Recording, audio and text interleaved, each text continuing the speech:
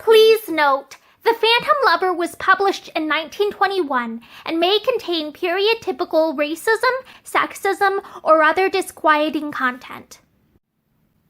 Hi, I'm Morgan, and today I will be reading Chapter 6 of The Phantom Lover by Ruby M. Ayres. Chapter 6. Mickey's pencil jerked suddenly, sending an aimless scrawl across the paper. For an instant he stared at his companion with blank eyes. Fortunately, June Mason was too intent on the relighting of her cigarette to have any attention to spare for him. She went on talking as she puffed. Yes, puff, that's her name. Another puff. Isn't it a change from your eternal violets and Dorothy's? Puff, puff. Oh, bother. She threw the cigarette into an empty grate behind her and prepared to give Mickey her undivided attention once more. Well, what do you think about it? You haven't written her name down. Esther Shepstone, I said. Write it down, she commanded. Mickey obeyed at once. He was beginning to recover himself a little. I shall be able to help her all right, he said quickly. Only, of course, you won't let her know I'm mixed up in it at all. She'd hate it if she knew How do you know she would? June demanded with suspicion. Mickey met her eyes squarely. Well, you said she was proud or something, didn't you? And anyway, I don't want to pose as a blessed philanthropist. I'm not one either, but I'll see what I can do for this new friend of yours. You say she's poor. Horribly poor, I'm afraid, said June with a sigh. Mickey, it's rather pathetic. Somebody sent her some money, not very much, but still, it was money she evidently didn't expect. I've got a sort of idea that it was from this man she's supposed to be engaged to. Why do you say supposed? She is engaged to him, isn't she? June shrugged her shoulders. She says so when she wears a ring, but I have a sort of instinctive feeling that there's something funny behind it. Anyway, I know she's not happy.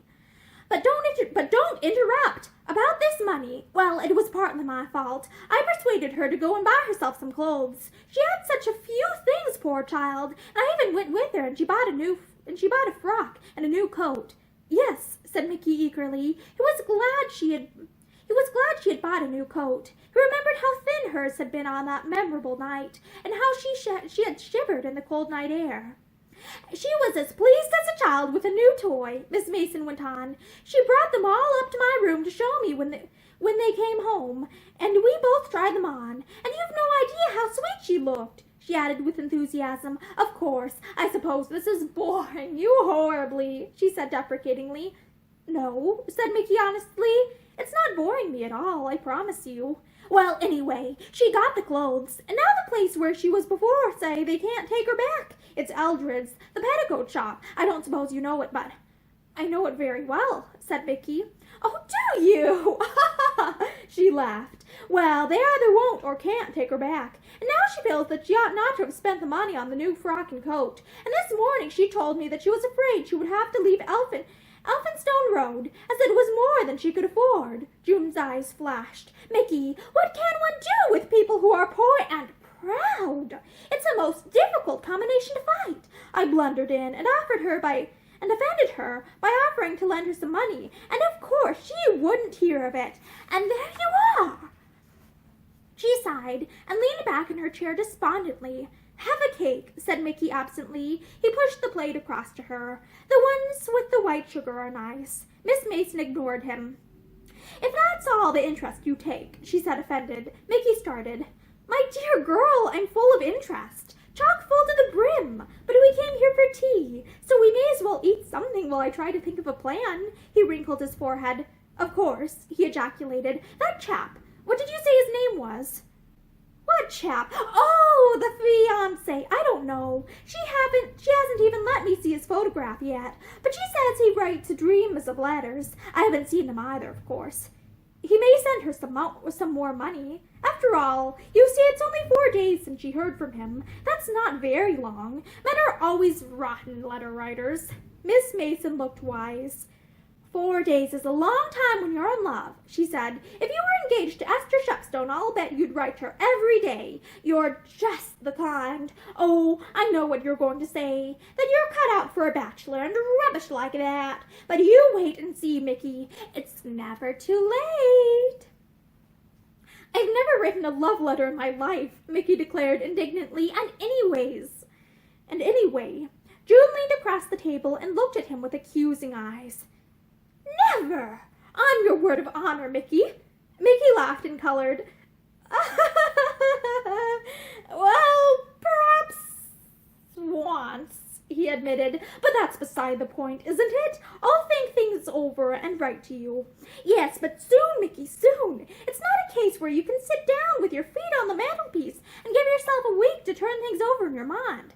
I want to know at once. Tomorrow, tonight if possible. I know what Esther is. She'll be gone before I can turn round, and I should hate her to go. I haven't got many friends, and I do feel that she and I are going to be real friends. Great friends. I don't know when I've taken such a fancy to anybody.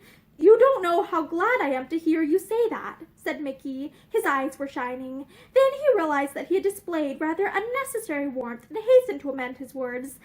I always said that what you wanted was a real woman friend, he added more quietly. June was drawing on her gloves. She had very white hands and beautifully kept fingernails, and she was very proud of them. Never mind me, she said briskly. You bustle about and find a post for Esther, and I'll love you forever. Are we ready? She rose and gathered up her various belongings. Mickey declared that she was always laden with small, oddly shaped parcels. Samples, my dear man, samples, she said briskly when Mickey asked if he might not be allowed to carry some, and they're much too precious to risk you dropping any. There's just one stipulation, Mickey said as he followed her downstairs again. You're not to tell Miss Shepstone anything about me. I'm going to be very strict on this subject. Will you promise? Bless your heart, yes. And if you come to tea one day... Oh, I don't think I'll come to tea, Mickey said hastily. I should only feel rotten, self-conscious and all the rest of it, even if I was quite sure she didn't know anything. Not that there's anything to know yet, he added quickly. I may not be able to help her. Miss Mason laughed. Oh, you'll help her right enough, she said breezily. I know you. She dismissed him when they reached the street. No, I don't want you to come with me. I've got some business to see to, and you'd only be a nuisance. She gave his hand a squeeze. Goodbye, and thanks ever so much, Mickey. You'll write to me or wire as soon as there is anything to report. He raised his hat and turned away, and June dived across the road, perilously near to a motor omnibus, clutching her samples jealously to her heart. It'll be all right now, she told herself with a sense of comfort. Everything's always all right as soon as Mickey gets hold of it. A soliloquy which made it seem all the more curious that she should have hesitated to trust herself to him for life. Perhaps, as she had told Esther, she cared too much for him to take the risk for them both. He had told her candidly that he did not care for her as a man should care for the woman he marries. And he makes a ripping friend. Ripping, she told herself as she scurried along to interview another beauty specialist about the swindle, as Mickey politely called it. And that is the end of Chapter 6 of The Phantom Lover by Ruby M. Ayres. Thank you for listening to this chapter with me.